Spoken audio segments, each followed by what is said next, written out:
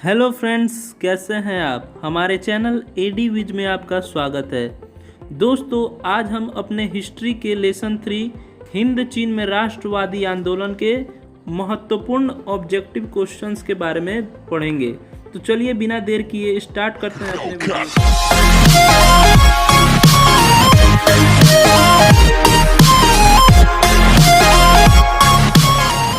दोस्तों, हमारा पहला प्रश्न है, हिंद चीन में आज के कितने देश आते हैं। तो इसका राइट आंसर होगा ऑप्शन नंबर ख 3। दोस्तों, हम जानते हैं कि हिंद चीन जो है वो दक्षिण पूर्वी एशिया में स्थित है, जो कि 3 लाख वर्ग किलोमीटर में क्षेत्र में फैला हुआ है और उसमें वर्तमान के 3 देश वियतनाम, लाओस और कंबोडिया आते हैं। दूसरा प्रश्न है, तोंगकिन कहाँ स्थित है। तो दोस्तों, इसका राइट आंसर होगा ऑप्शन नंबर ग वियतनाम। अगला क्वेश्चन है दोस्तों, वियतनाम पर किस देश का प्रभाव था। इसका राइट आंसर होगा ऑप्शन नंबर क चीन। और साथ ही दोस्तों, मैं आपको ये भी बता दूं कि वियतनाम की राजधानी हनोई है। अगला प्रश्न है दोस्तों, अंकोर मंदिर का निर्माण कब कराया गया था। तो इसका राइट आंसर होगा 12वीं शताब्दी में। दोस्तों, 12वीं शताब्दी में राजा सूर्यवर्मा द्वितीय ने अंकोर मंदिर का निर्माण करवाया था। और साथ ही साथ मैं आपको ये भी बताना चाहता हूँ कि अंकोर मंदिर वर्तमान के कंबोडिया देश में स्थित है। अगला प्रश्न है दोस्तों, हिंद चीन से व्यापार करने वाले प्रथम व्यापारी कौन थे। तो इसका राइट आंसर होगा ऑप्शन नंबर घ पुर्तगाली। अगला प्रश्न है, कब तक वियतनाम विश्व का तीसरा सबसे बड़ा चावल निर्यातक देश बन गया था। तो दोस्तों, जैसा कि हम जानते हैं कि 1931 ईस्वी तक फ्रांसीसियों के प्रयास के कारण वियतनाम विश्व का तीसरा सबसे बड़ा चावल निर्यातक देश बन गया था। हिंद चीन में रहने वाले फ्रांसीसी क्या कहे जाते थे। तो इसका राइट आंसर होगा कोलोन, ऑप्शन नंबर क। अगला प्रश्न है, दुई तान होई नामक संगठन की स्थापना कब हुई थी। तो इसका राइट आंसर होगा ऑप्शन नंबर ख 1903 ईस्वी में। और साथ ही दोस्तों, मैं आपको ये भी बता दूं कि 1903 ईस्वी में फान बोई चाउ ने दुई तान होई नामक संगठन की स्थापना की थी। और साथ ही दोस्तों, आप ये भी याद रखिएगा, ये भी बहुत इंपॉर्टेंट है कि फान बोई चाउ ने the history of the loss of Vietnam नामक पुस्तक की रचना की थी। अगला प्रश्न है दोस्तों, वियतनामी राष्ट्रवादी दल की स्थापना कब हुई। इसका राइट आंसर होगा ऑप्शन नंबर घ 1914 ईस्वी में। और इसकी स्थापना राष्ट्रवादियों और देशभक्तों ने की थी। हमारा अगला प्रश्न है, वियतनाम कांग सान देंग की स्थापना कब की गई थी। तो दोस्तों, जैसा कि हम सब जानते हैं कि वियतनाम कांग सान देंग की स्थापना हो ची मिन्ह ने 1930 ईस्वी में किया था। आइए बढ़ते हैं अगले क्वेश्चन की ओर। द्वितीय विश्व युद्ध की शुरुआत कब हुई थी।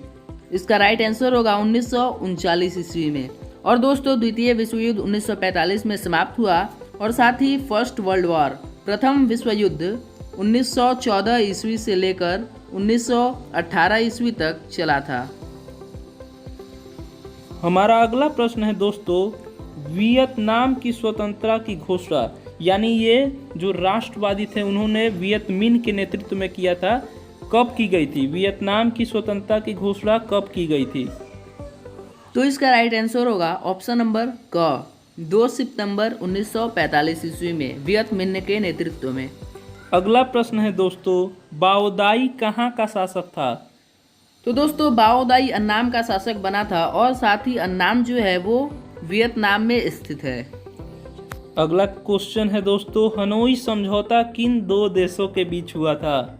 तो दोस्तों, जैसा कि हम जानते हैं कि हनोई समझौता फ्रांस और वियतनाम इन 2 देशों के बीच हुआ था।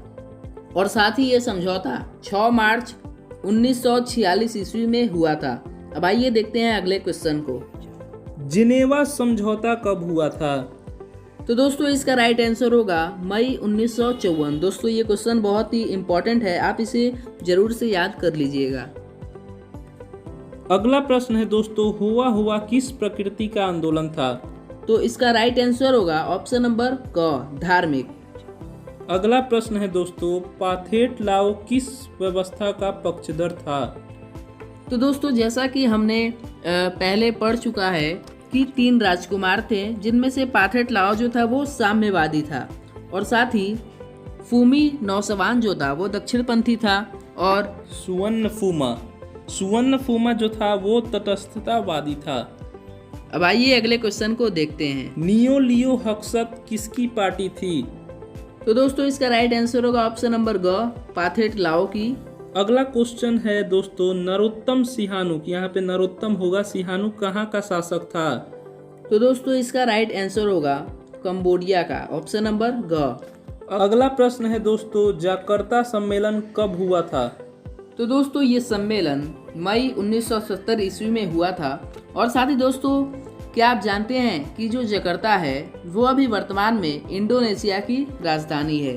अगला प्रश्न है दोस्तों किस वर्ष कंबोडिया को गणराज्य घोषित कर दिया गया था? इसका राइट आंसर होगा 1970 ईस्वी में। अब आइए बढ़ते हैं अगले क्वेश्चन की ओर। वियतकांग का गठन किस वर्ष किया गया था? ये दोस्तों बहुत ही इम्पोर्टेंट है। इसका राइट आंसर होगा 1960 ईस्वी में, ऑप्शन नंबर घ। अगला प्रश्न है दोस्तों शांति को खतरा क्या था? तो दोस्तों जैसा कि हम पढ़ चुके हैं कि जो शांति को खतरा है वो एक श्वेत पत्र है जिसे कि अमेरिका ने हो छी मिन्ह को दोषी साबित करने के लिए पारित किया था। अब आइए अगले क्वेश्चन को देखते हैं। किस दार्शनिक ने अदालत लगाकर अमेरिका को वियतनाम युद्ध के लिए दोषी करार दिया? तो दोस्तों रसेल ने अदालत लगाकर अमेरिका को वियतनाम युद्ध के लिए दोषी करार दे दिया। अगला प्रश्न है दोस्तों माइली नामक गांव कहाँ है? तो दोस्तों ये दक्षिण वियतनाम में एक माइली नाम का गांव है। अगला प्रश्न है दोस्तों उत्तरी एवं दक्षिणी वियतनाम का एकीकरण कब हुआ? तो दोस्तों 1975 ईस्वी में उत्तरी और दक्षिणी वियतनाम का एकीकरण किया गया था। अगला प्रश्न है दोस्तों अमेरिका वियतनाम युद्ध में लगभग कितना डॉलर खर्च हुआ था? तो इसका राइट आंसर होगा ऑप्शन नंबर ख, 9,855 करोड़ डॉलर। अगला और अंतिम प्रश्न है दोस्तों अनामी दल का संस्थापक कौन था? इसका राइट आंसर होगा जोंगवेन आई, ऑप्शन नंबर घ। तो दोस्तों ये था हमारा ऑब्जेक्टिव क्वेश्चंस वाला वीडियो। ये हमारा वीडियो आपको कैसा लगा आप कमेंट बॉक्स में कमेंट जरूर कीजिएगा और साथ ही इसी तरह के वीडियोस देखने के लिए सब्सक्राइब कर दीजिए हमारे चैनल को। तो इसी के साथ मिलते हैं अगले वीडियो में।